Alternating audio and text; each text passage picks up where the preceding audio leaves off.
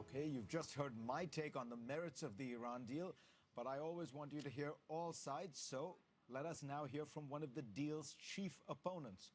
Ron Dermer is Israel's ambassador to the United States. Prior to being named to that post, he was a senior advisor, some would say the senior advisor, to Israeli Prime Minister Benjamin Netanyahu. Welcome, Ron. Good to be with you, Fareed. So what the Iranians say is that if the deal falls through, they will resume their nuclear program. What the Europeans say now publicly, the British ambassador says, if the deal is rejected, the sanctions will unravel. Why is that a good scenario for Israel's security? Well, it's also, I just don't think it's true, Fareed. One of those two things cannot happen. If Iran goes ahead with its nuclear program, let's think about what actually happens in the real world.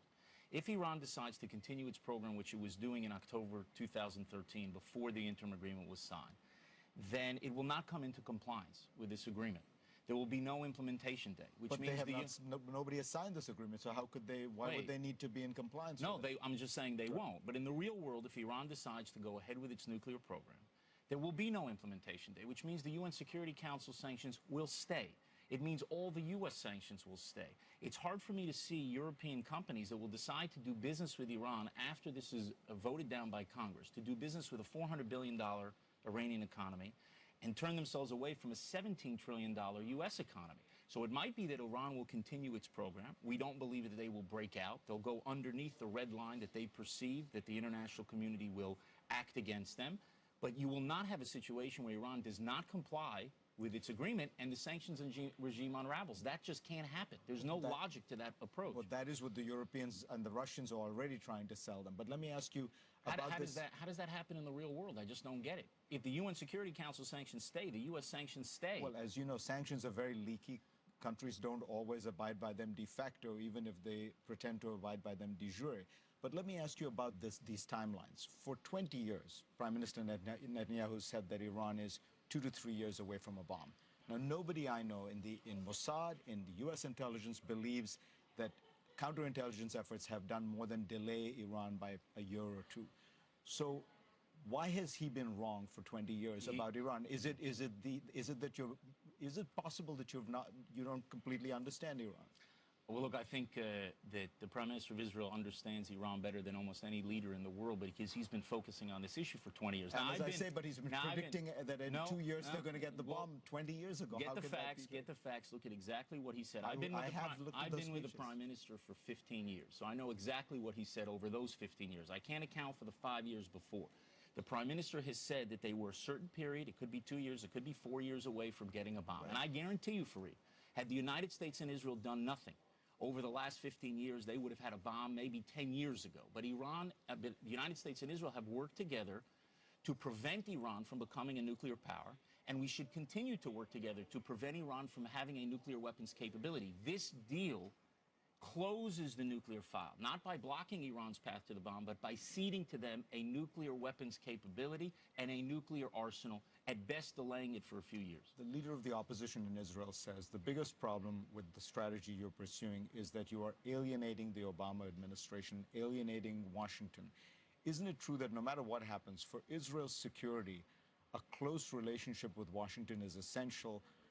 You're taking a position that is at odds with the Obama administration, at odds with Hillary Clinton. Do you worry about that? First of all, the Prime Minister of Israel and the head of the coalition agree that this is a very bad deal that endangers Israel's security. As to your question about the U.S.-Israel relationship, there's no question that this is the most important relationship in the world. And we are not eager in any way to have to be at odds on the most important foreign policy priority of the President of the United States. That's a big deal. But guess what else is a big deal? The survival of the State of Israel is a big deal. And we believe that this deal threatens the survival of Israel. So even with our best of friends, we are making our case. We've made it to President Obama. We've made it for a long time. And now we are making it to all those senators and congressmen who will ultimately decide the fate of this deal in Congress. And we are telling them that this is a bad deal that endangers Israel's security. I want to be clear about something. When the President of the United States and Secretary of State, John Kerry, when they say they believe this deal is better for America and better for Israel, I have no doubt that they're being sincere. We just disagree with their judgment. We think this deal will endanger Israel's security. And in Israel, this view is shared by the Prime Minister, by the head of the opposition, by 30 out of 33 members of our Foreign Affairs Defense Committee. Moses didn't have those kind of numbers. And the people of Though Israel... there are, the former head of Mossad, for You know example, what? disagrees. We're a Jewish state. There are a lot of opinions, and we are a democracy. We are not unanimous on anything. Let But me the ask you about- overwhelming majority of the Israeli people, all the security establishment that actually is responsible for the security of the country, and the political leadership of the country, both coalition and opposition, believe this is a bad deal. And guess what? You know this to be true. Our concerns are shared by our Arab neighbors. They may express it publicly in a different way, but they see this deal the same way we do. Let me ask you about American Jews. There was a group, I think 29 former generals and admirals signed a letter supporting the deal. I was struck by one of them, the retired Admiral Harold Robinson, who is a rabbi. And he said, as a lifelong Zionist devoted to Israel, he supports this deal. My question to you is it possible, in your view, to be deeply pro-Israel and strongly in favor of this deal? Sure, of course. And, and it's possible to be deeply pro-American and be very opposed to this deal. And I think it's important, just as I say, to not question the sincerity of motives of those people who support this deal, to not question the sincerity of motives on those people who oppose it. And from what I've seen, about 2 in 3 Americans of the American people oppose this deal because they know that Iran has been at war with America for 36 years and declares that it's going to continue its war against America. They've held Americans hostage. They've blown up Marines in barracks in Beirut in the 80s. In the 1990s, they were bombing embassies in Africa, and they're responsible for the murder and maiming of thousands of American soldiers in Iraq and Afghanistan. So there's good reason why a lot of Americans, most Americans, are opposed to this deal. Pleasure to have you on, Ron.